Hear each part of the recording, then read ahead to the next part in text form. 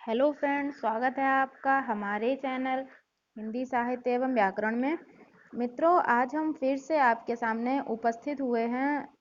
सभी जो net TGT PGT जो एग्ज़ाम होते हैं, ठीक है, इनमें जो अभी जो है नेट जेआरएफ 2020 में जो इकाई 2 है, इसमें हिंदी साहित्य का इतिहास दिया हुआ है, उसकी सभी इकाई 2 के पूरे पोर्शन से जो है कुछ प्रश्न लेके आए हैं।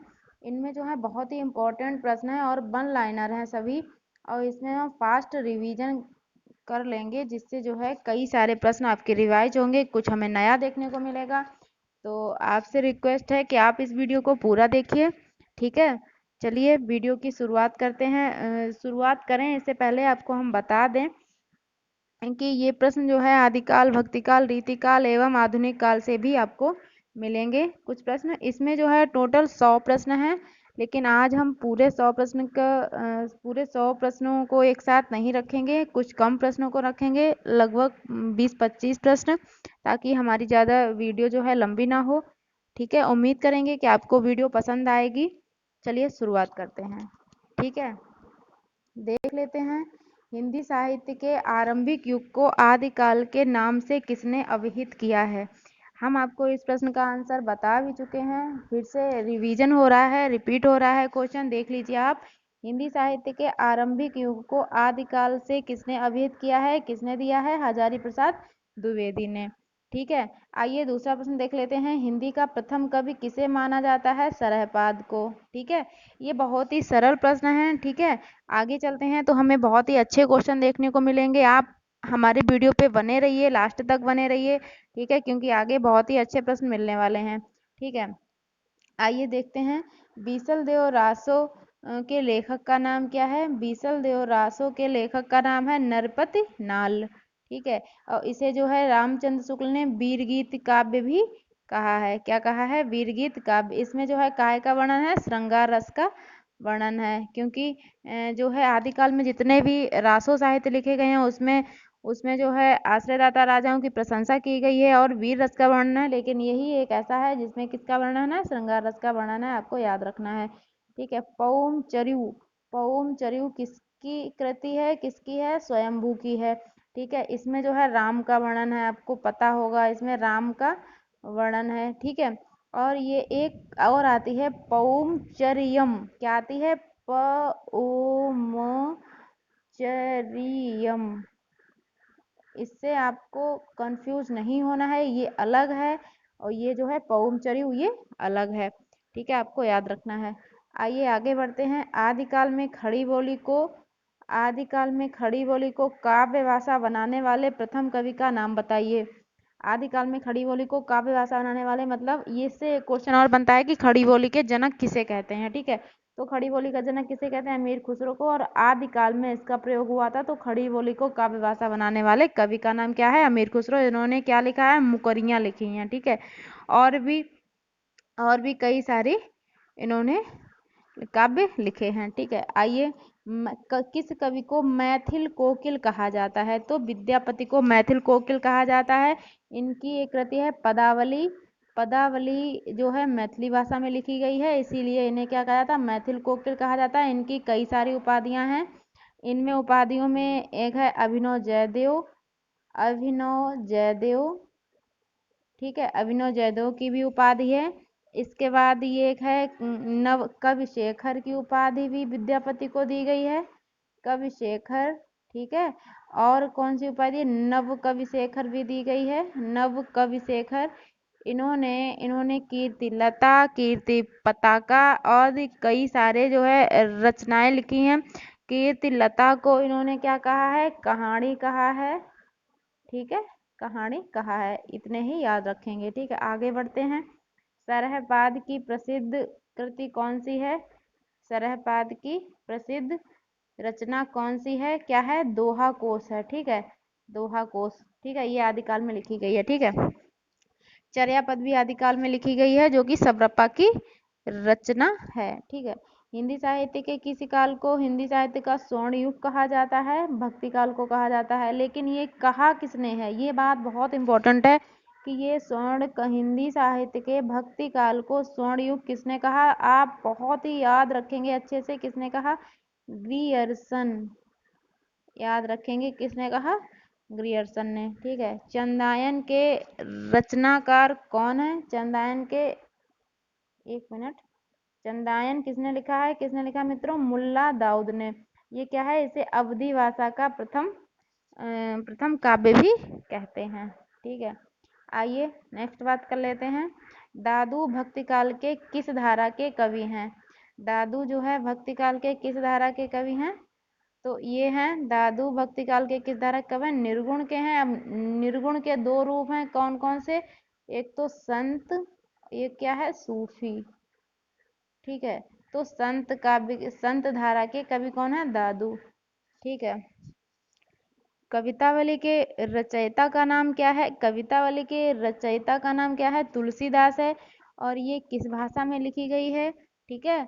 तो ये जो रामचरितमानस है वो अवधी भाषा में लिखी गई है। कवितावली कवितावली जो है कहाँ में लिखी गई है? लिखी गई है ब्रजभाषा में। ठीक है। ये भी क्वेश्चन नेट में पूछा गया है। भ्रमर गीत के रचनाकार का नाम बताइए। भ्रमर गीत के रचनाकार कौन है मित्रों? सूरदास हैं। ठीक है। भ्रमर गीत के सूरदास हैं। आगे एक और क्वेश्चन यहाँ पे बन जाता है, देखिए ध्यान दीजिए। भ्रमर गीत के तो सूरदास बन गए। ठीक है। अब एक आता है भंवर गीत। क्या है? भंवर गीत। इसके कौन है? इसके हैं नंददास। नंद दास। भ्रमर गीत के हैं सूरदास, भंवर गीत के हैं नंददास।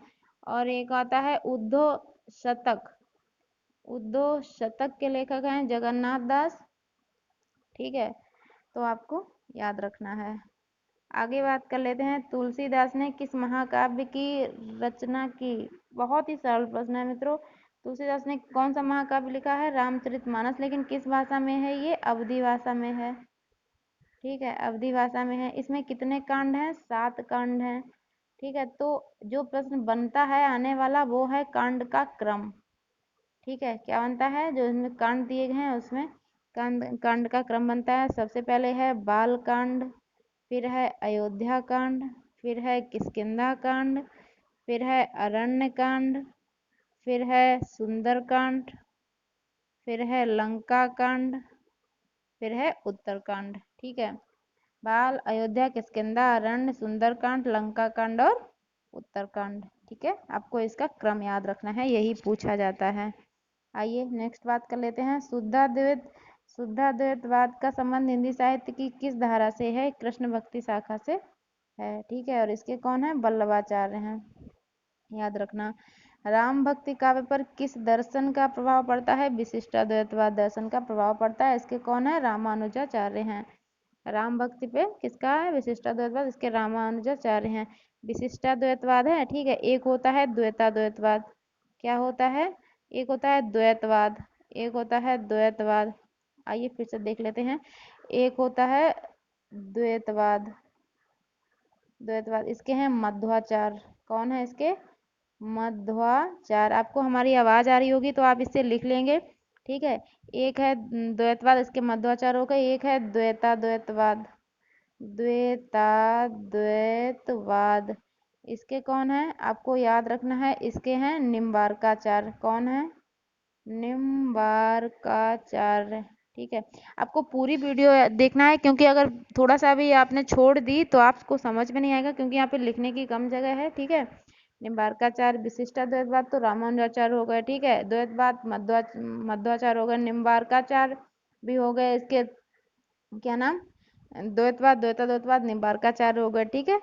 और एक है अद्वैतवाद। अद्वैतवाद कौन हो गए? शंकराचार्य। ठीक है। शंकराचार्य आपको याद रखना है, क्योंकि हम बोल रहे हैं तो आपको वही लिख लेना है। ठीक है। आइए, राम भक्ति काव्य पर किस दर्शन का प्रभाव पड़ा? ये तो हो ही गया था। ठीक है। विशिष्टाद्वैतवाद का हो ही गया था। आइए, ये है पुरुष प्रधान सामंती परंपरा को किस मध्ययुगीन कवयित्री ने चुनौती दी थी? ये दी थी मीरा ने। ठीक है। ये भी जो है सगुण भक्त काव्यधारा की महिला कवयित्री हुई हैं। ठीक है। आइए ये है आचार्य रामचंद्र शुक्ल ने उत्तर मध्यकाल को कौन सा नाम दिया? क्या दिया है? रीतिकाल। रीतिकाल दिया है। ठीक है, अब रीतिकाल तो इन्होंने दे दिया, रामचंद्र शुक्ल ने। इसका एक नाम है अलंकृत काल। अलंकृत काल किसका नाम है? रीतिकाल का। तो अलंकृत काल किसने कहा रीतिकाल को?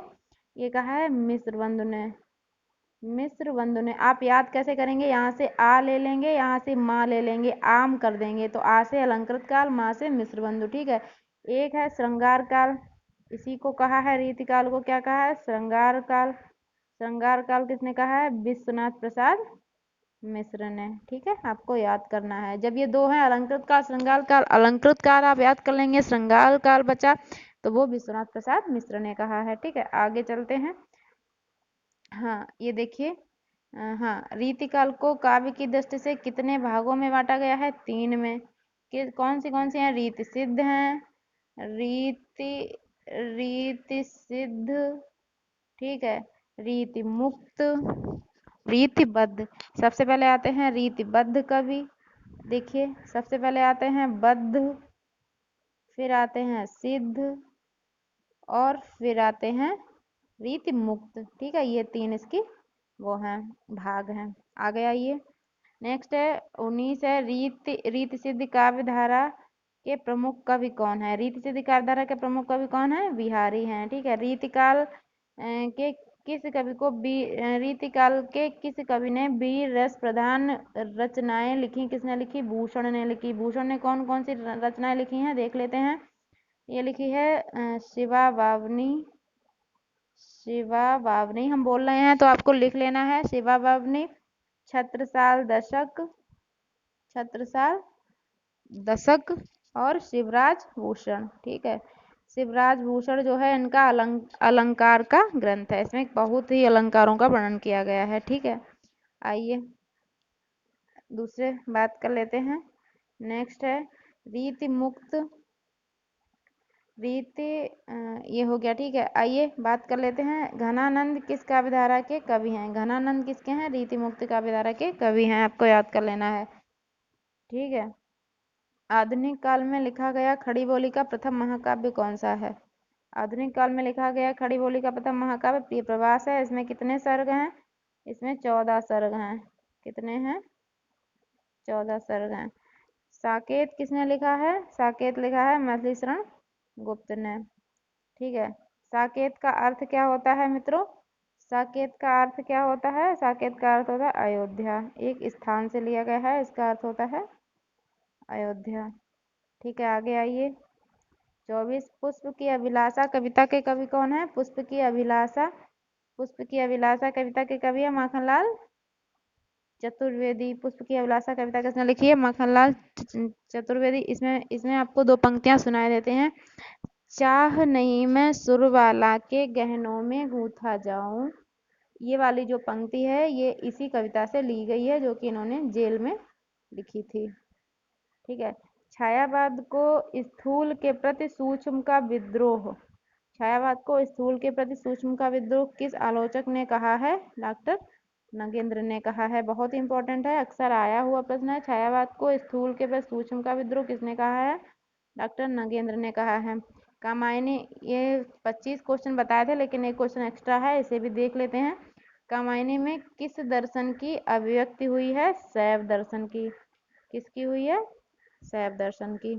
ठीक है मित्रों, उम्मीद है आपको वीडियो पसंद आई होगी। आप हमारी वीडियो को पूरा देख के इसके बाद जो हमारे चैनल को अगर सब्सक्राइब नहीं किया है तो इसे सब्सक्राइब कर दीजिए, ताकि हम आगे जो भी वीडियो डालते हैं तो इसमें आपको जो है नोटिफिकेशन मिल जाए।